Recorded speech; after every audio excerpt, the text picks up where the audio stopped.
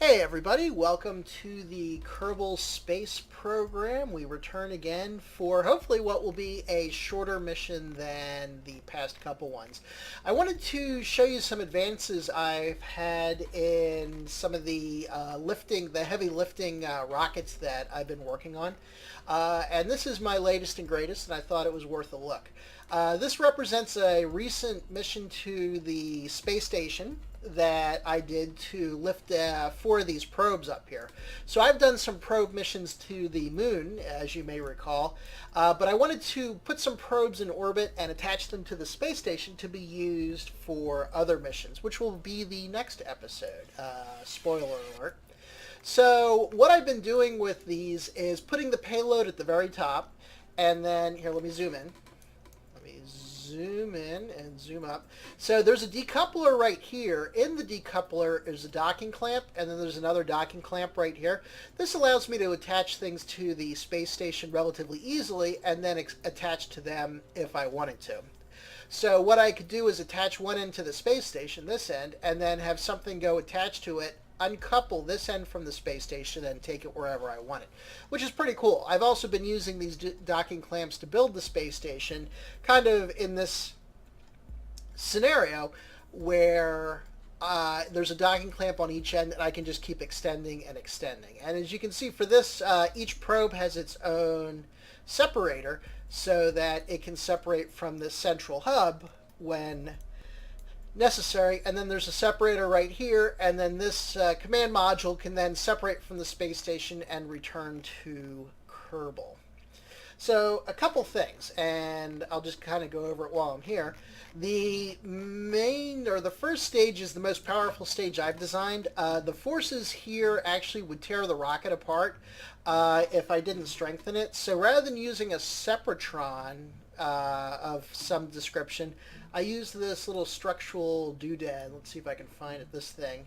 Radial attachment point. It would be kind of neat to get 3 of them or so lined up, but I honestly don't know how to do that.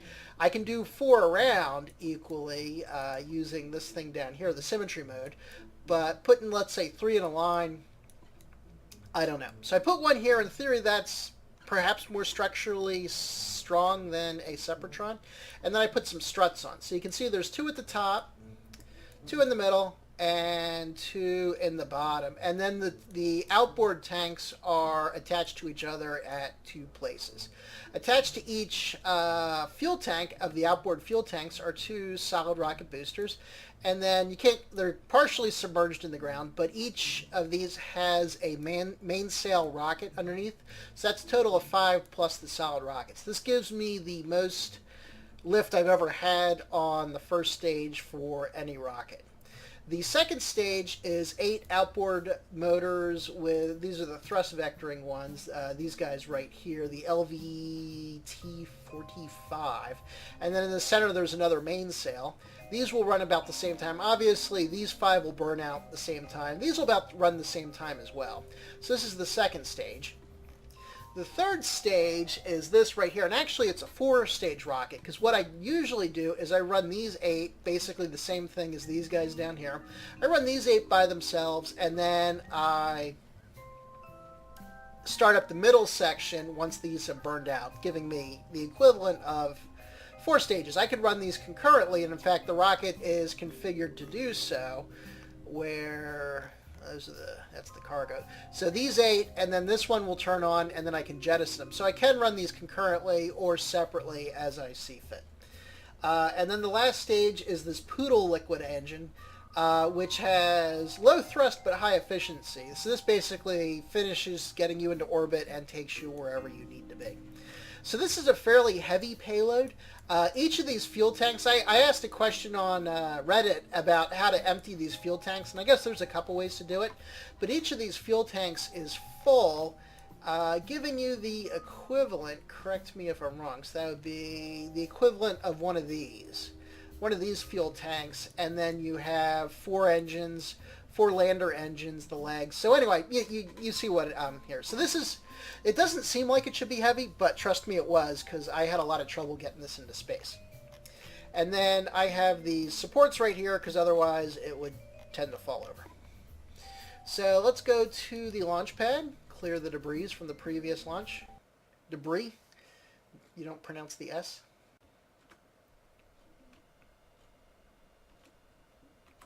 Okay, let's light this candle.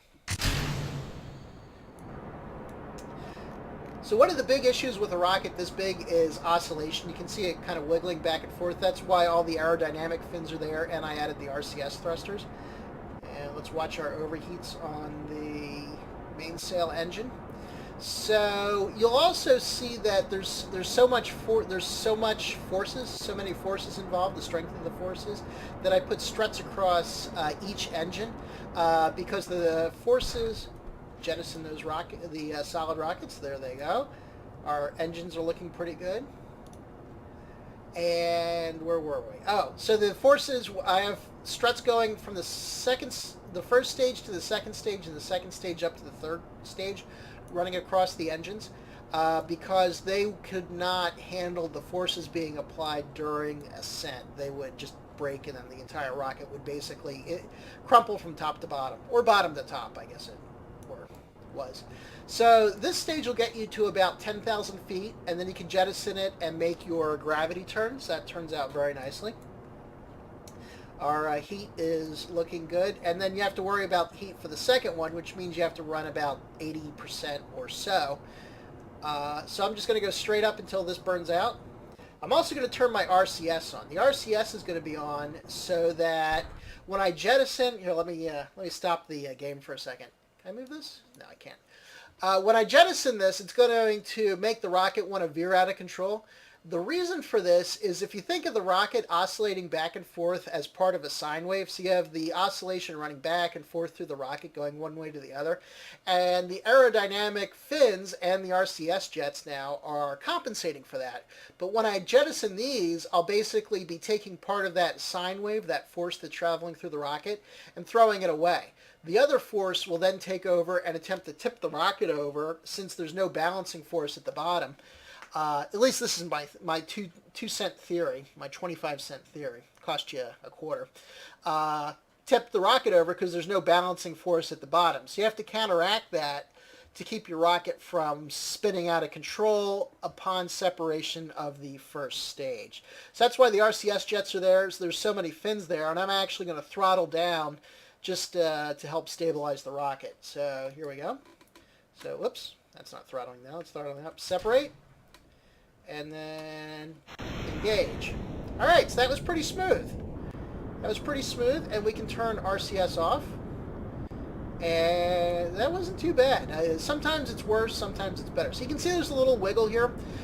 Since the rocket is braced vertically between stages, that helps keep it to a minimum as well. The more stretch you put in, I think the more rigid it becomes. So it doesn't bend, it'll just break. Oh, I forgot to do my gravity turn. All right, so let's do that now. Seems about right. As you can see, we're burning 9 engines.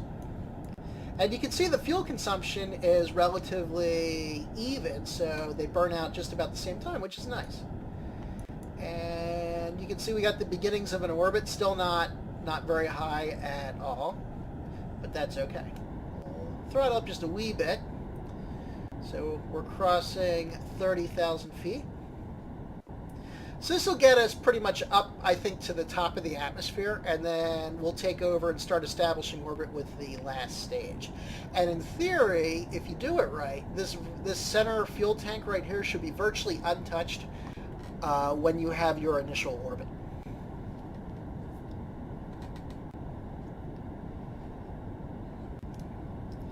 So here we are, 60,000. So as you can see, we're approaching the top of the atmosphere, and we're pretty much all done here. Throttle up a little bit more, get a little more, and done. Let's throttle down. Mysteriously, we're not throttling down. There we go. Separate, and no, there we go. Alright, we'll throttle these guys up, and in fact we'll tip over a bit more. So for here, we are burning just the outside engines, not the inside one. So you can see my apotheosis is 100,000 and climbing. I want to get it up to around where the station's apotheosis is, maybe around 140,000. Maybe a bit higher, let's say, because it'll come down during the burn if we run into any issues. So 140,000, that's good. And we are going to throttle down. There we go. You see, we have about half of our throttle. Thank you. Got some goofy key delay or something here. So we got about half of our fuel here in these outboard rockets. That's very nice. And then this is untouched. And again, this is a pretty heavy payload. It's heavier than it looks. From all my space station missions, I think this is the heaviest single load I have tried to lift, for what it's worth. So let's go back to the orbit map. 153, and then I'm just doing this maneuver to get a burn direction. Whoops, that's kind of high. I don't need to go that high, and this won't be important, but that's about where we want to be, I'd say. I won't actually use this the whole way, but what this will do is give you a direction that you need to burn in. So this will be the direction at apotheosis where I want to burn to increase my orbit without making my apotheosis any higher. So this will raise my periapsis without raising my apotheosis significantly because it's high enough already. And then we'll leave it right about here. Stability back on. That's fine. And you see we got about a minute left. So just look at this. So here's our suborbital trajectory if nothing else happens. So we're going to do the burn at the apotheosis to take this little loop and make it a real orbit. And then here's our space station right here. So I'm not actually going to do the docking here. I'm just going to get it in orbit. But I did want to show you the new rocket, or the latest rocket, I should say, that I've been using. Let's get an estimate as to how long the burn will be. I'll do it about 30 seconds in advance. That way I can, if with a long burn you want to burn before and after equally for your node so that it's balanced, so that it is, you end up with what you expect. But anyway, as I was saying, I did want to show you kind of the advances that I've been making in getting stuff into space, because I think it's kind of neat. I had to do a lot of work with that rocket so it didn't tear itself apart during ascent. I missed my planned burn. That's okay. So just do that. Now these will burn out before we're done, and then we'll just finish it off with the final engine. But as I said, the fuel will be virtually untouched.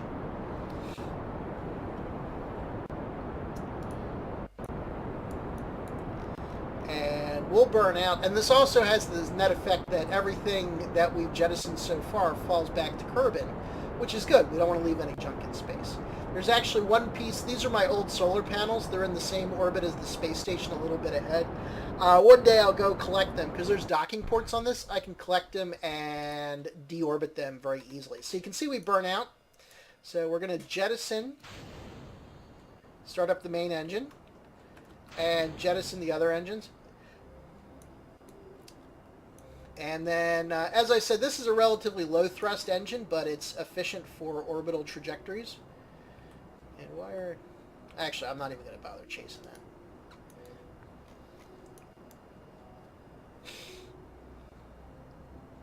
So you can see it's still climbing a little bit because we haven't reached apotheosis. This could be a prettier orbit, but it's good enough for this example. And this is where the periapsis will be. So you can see it as we raise above the planet. This is pretty cool. I like this. There's our periapsis, and we want to burn until it is out of the atmosphere. Getting there. See, it's very easy once you get up here. Once you get in the orbit, you're halfway to anywhere. All right. All right. So that is it. So let's go back here, and you can see how much fuel we've used. So we have this much fuel left, and if you wanted, you could replace this engine with something else. I kind of like it for the final stage. And let's take a look. So we did use a little monopropellant. Let's lock this open, but just a smidgen. I had additional monopropellant tanks on the outboard engines that were jettisoned here. So if I wanted to, while I was waiting, I could have pumped the monopropellant from those tanks, because there was plenty in them, into these and topped this off, these tanks off before I jettison those, but I just used a very small amount. And the outboard ones help to defray the cost of the first to second stage RCS usage. So anyway, I think I'm going to leave this guy in orbit to deliver more probes to the station. Right here. And you can see these are my the final engines that are going to crash down to Kerbin. So I'm going to leave this guy in orbit. He should be perfectly fine. Just double, whoops, let's not click outside the window. Just double checking. Yeah, it'll stay up here forever. So let's go back to the Space Center. Let's go to tracking. And I'll give you a preview as to the next mission coming soon. So here's the Grace Hopper Station. Admiral Grace Hopper. One of the pioneers in computer science. If you don't know who she is, you should look her up on Wikipedia. So here's the station. As you can see, the new solar panels are working marvelously. I haven't had any issues with oscillation occurring. This apparently is a much more sturdy structure, a sturdier structure than what I had before. So you want to use this instead of I-beam stuck together, because that's not going to do what you need. So anyway, these guys right here should look familiar. These are a set of 4 probes, and apparently I was testing them out just to see if they actually worked. I must have left the lander legs extended on one. So put those back. I was checking to make sure they actually went down to where below the engine would be. The solar panel's not extended. So these are actually functional right now. One of the changes I did from the moon mission is I put a parachute on for atmospheric descents. I put more batteries on to hopefully last through nighttime. And I put the lander legs a little bit lower. It still has the same relatively high-powered engine for descent. And that's pretty much it. So it was quite a challenge. I didn't record this mission because I figured I did enough missions to the station. But getting these docked right here, if you look, I had to come in between this thing and this thing. And I'll tell you, it was much hard because I wanted to put, well, I'll get to that next. I wanted to put it right here, and coming in besides this thing and this thing without bumping it was quite a challenge. And once you bump it, that makes the whole space station start to spin, which then makes your docking port move away in a non-linear direction, which is in turn a pain in the rear. Plus I had to fold up, where is it? This solar panel right here. It was getting in the way, so I bumped off of that once. That was fun. And then I bump off of here, and then I bump off of there. So it probably took me a good hour to dock once I got right here at the station. So what was I saying? Oh yeah, I wanted to put it here because I'm going to take this. This is what I would call the space tug. It has a high efficiency nuclear powered engine. So I brought it up here and I haven't really used it for anything. So what I could use it is to go get that solar panel that's floating around in the same orbit and help deorbit that. I'd slow it down, let go, and then speed back up. So this has a docking port on the front, so I could undock it from the station and connect it to anything with its docking port. So the plan for next mission is I undock from here, move it over here, dock here, undock from here, and then I might take these to somewhere else in the Kerbin system. So we've done the moon. I don't think I will do the sun. So that's the Kerbin orbit. I don't think I'll do the sun yet. I think that'll be my next mission. I think my next target might be Duna, which is the Mars equivalent. I could also go with Eve. That's kind of like Venus, except the gravity on Eve is supposed to be huge. It's supposed to be a huge world. So I think I'll do Duna, and then the next exploration mission will be the Sun, because I got a request for that I do want to honor. And then here are the... Where's Ike? That must be some of the moons. And then, like these larger planets, I think Duna... Should we zoom in on here? Can I set focus? There we go. So Duna should have a couple moons. Yes. One moon? Yeah, there's Ike right there. Okay, so Duna has one moon, unlike Mars, which has two. Duna has one moon.